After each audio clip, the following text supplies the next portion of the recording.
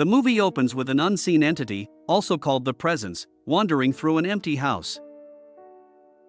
After exploring the place for a while, it settles into a closet in one of the rooms and spends the night there. In the morning, the Presence exits the closet and looks out the room's window, where a realtor is parking her car outside and entering the house. The Presence rushes downstairs and watches as the realtor welcomes a potential family of buyers. The family includes a married couple, Chris and Rebecca Payne, with their teenage kids, Tyler and Chloe. While exploring the house, Chloe comes across an unusual antique mirror, and the realtor informs her that it is more than a century old.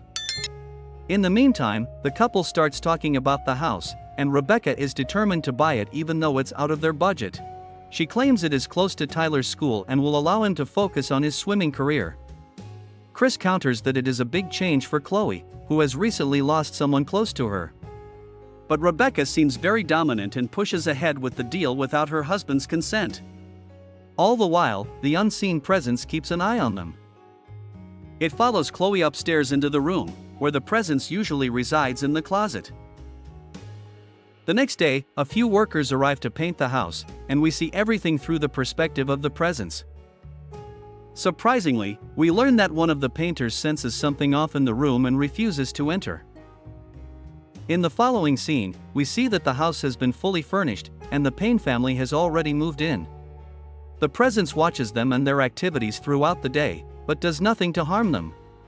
It also notices that Rebecca is going through some trouble at work due to a fraud case. One evening, the Presence listens in on a conversation between Rebecca and Tyler, where she expresses how much she loves him more than Chloe. She tries to imply that even though she may have done some bad things, it was all to make him happy.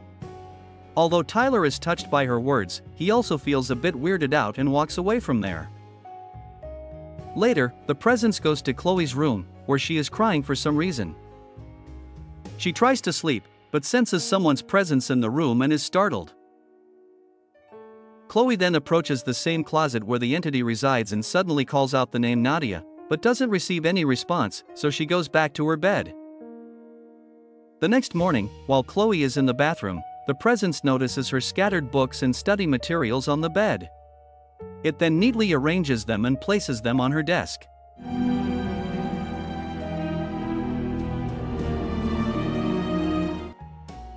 Later, Chloe is surprised to find that her things have been moved. Chris hears her scream and asks what's the matter, but Chloe lies and explains that she thought she saw a mouse, which turned out to be a false alarm. Later, Chris chats with Rebecca and expresses concern about Chloe, who rarely speaks these days and is frequently heard screaming. It turns out that her friend, Nadia, was found dead, and Chris fears that Chloe might also take such harsh steps. He suggests taking her to a doctor, but Rebecca disagrees.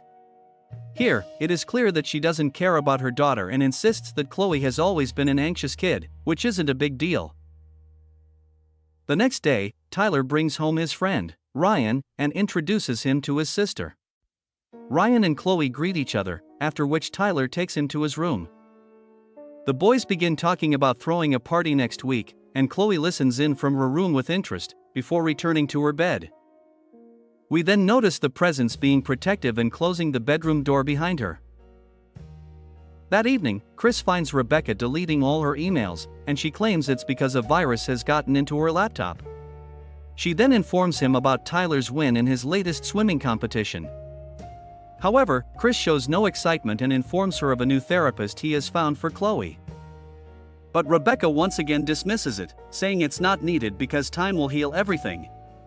Upset, Chris reminds his wife that she has 2 kids, not just one. Later on, Chris consults his lawyer and asks whether one spouse's involvement in illegal activities can affect their partner as well. He even inquires about the situation if they are legally separated. Chris claims it's for a friend, but it seems like he is referring to his own situation. The next day, the Presence sees Chloe bring Ryan to the house while no one else is home. They start chatting, and Ryan suddenly reveals that her brother has a dark side and wants to pull a mean prank on someone named Simone. A surprised Chloe asks if Simone did something wrong to Tyler, but Ryan says he doesn't know. The two then head to her room where they smoke some weed, and Chloe begins talking about her late friend, Nadia. Ryan mentions that he knew her, as they met once at a party. Chloe starts to vent her grief and cry, so Ryan gives her comfort. He also opens up about how toxic his mom is and how she makes all the decisions for him. One thing leads to another, and they start making out passionately. But this act enrages the presence, which then knocks everything hanging in the closet onto the floor. Upon seeing this, Ryan doesn't think much. But then... What? Nothing. What happened? Nothing. When Ryan asks what happened, Chloe lies and says it's just weed. That evening, during dinner, Chloe describes to her family the bizarre things she's been experiencing in the house. The others don't seem to have had similar occurrences, so Chloe suggests it might be Nadia's ghost. However, Tyler gets upset and accuses her of making up nonsense just because her drug addict best friend passed away. He claims that Ryan is the most popular guy at school, and if he finds out about this, he'll never be his friend. This sparks an argument between the siblings, and Tyler leaves the dinner table, followed by his mom. After some time, Chris talks to Tyler and advises him not to be harsh on his sister, who has been through a lot.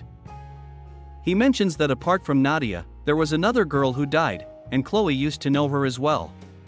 But Tyler doesn't seem empathetic and responds that she's probably doing the same drugs and will end up just like those girls. He thinks she is imagining strange things, therefore, she sees them. In response, a disappointed Chris tells his son that he knows there is an amazing man inside him and wishes to see him soon. The next evening, the family is gathered in the living room, and the presence is also there.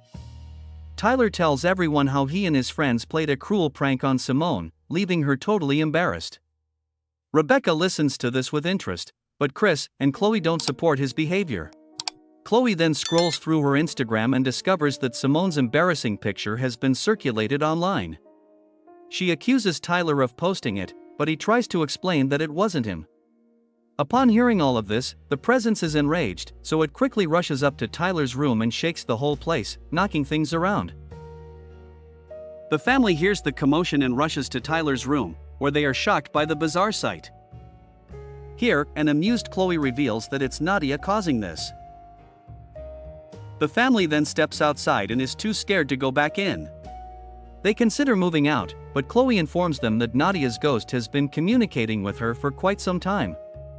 She claims that the ghost won't hurt anyone and, instead, it seems to need help with something.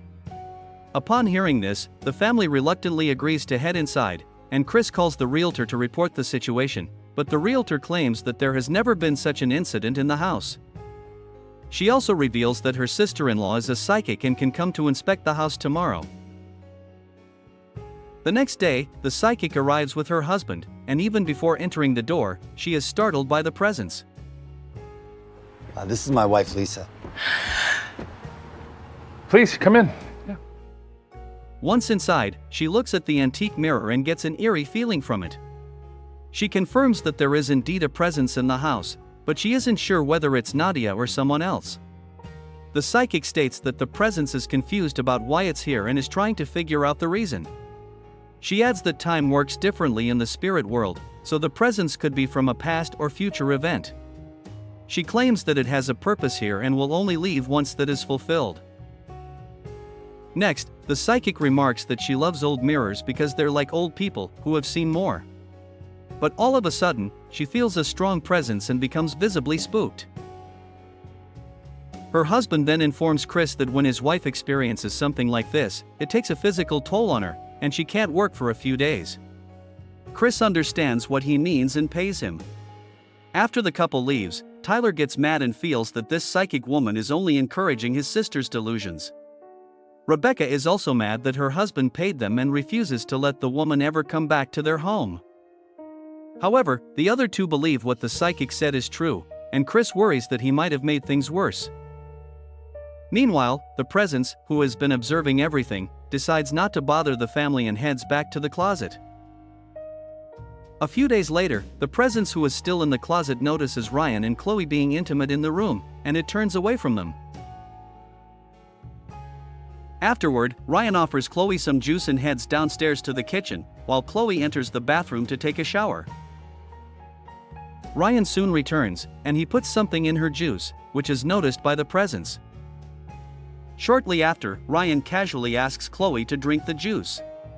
But What the Oh my god! fuck was that shit? Ryan thinks he must have put it too close to the edge and doesn't give it much thought. After cleaning up, Ryan tells Chloe that he loves her and wants to spend more time with her. In response, she states that her parents are leaving for a work trip this weekend and invites him to stay the night. But Chloe is worried about her brother, so Ryan says he will deal with him by putting a sleeping pill in his drink. The two then begin making out again, so the presence feels uncomfortable and heads to the closet. The next day, the worried psychic meets Chris outside the house. She claims that she had a dream and warns Chris that the presence is here for something that hasn't happened yet. She saw a window in her dream that doesn't open, but Chris doesn't take her words seriously. The psychic also briefly stares at the window in Chloe's room, from which the presence is also watching her. The following day, Chris and Rebecca are seen preparing to leave for a work trip. Before departing, Chris tells Chloe to take care of herself and not bring anyone into the house while they're gone. She says okay, but he doesn't fully trust her and advises her not to make any wrong decisions. The couple then exits the house, while the presence watches them through the window. Later that night, we see Tyler blasting loud music and drinking alone in the living room. He soon gets a text and finds out that Ryan has shown up outside. Tyler excitedly lets him in and offers him a drink as well. But Ryan heads to the kitchen and decides to mix some juice in their alcohol. While making the drinks, Ryan shouts to Tyler about Simone. He claims that she has gone on a mental leave and may not be coming back. After adding pills in a glass, he later hands it to Tyler. The naive boy drinks it without hesitation and soon passes out. Following this, Ryan heads to the kitchen, makes another drink, and mixes it with the sleeping pill. He then goes upstairs to Chloe's room, where she seems to be in a very depressed mood. Surprisingly, she tells him that she doesn't want to continue the relationship because she is not emotionally stable right now. This upsets Ryan very much, and he asks if he's done something wrong. But Chloe says it's not his fault and proceeds to comfort him, during which he offers her the drink. This time, she drinks it, and even the presence fails to stop her. As a result, Chloe soon becomes drowsy due to the pill. Ryan starts playing with her hair and continues talking to her until she falls asleep completely.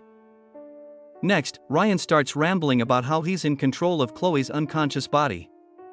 He lays on top of her and takes out a black device, which opens to reveal a roll of plastic wrap. He talks to Chloe in a psychotic state and goes into detail on how thin the plastic wrap is. Ryan then places the plastic over Chloe's mouth and nose and reveals a shocking truth: he was the one who killed Nadia. Not only that, but he is a psycho serial killer who has murdered several other girls as well. Whenever Chloe is about to suffocate, Ryan removes the plastic to let her breathe briefly before putting it back again, as he enjoys seeing her suffer. He coldly explains that no one will figure out what caused her death, and people will assume she overdosed on drugs, just like with Nadia. Meanwhile, the presence, who has been observing everything, quickly rushes downstairs. It finds a passed-out Tyler and starts flicking on the lights and making noises to wake him up.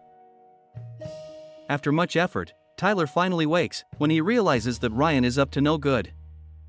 And so, he does the thing that kills them both.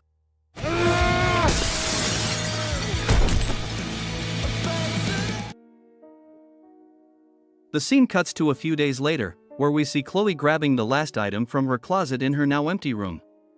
It turns out the family has decided to move out after all the tragedy that occurred. Chloe urges her mom that they should leave, but a distraught Rebecca asks her to go ahead, saying she wants to stay for one more minute.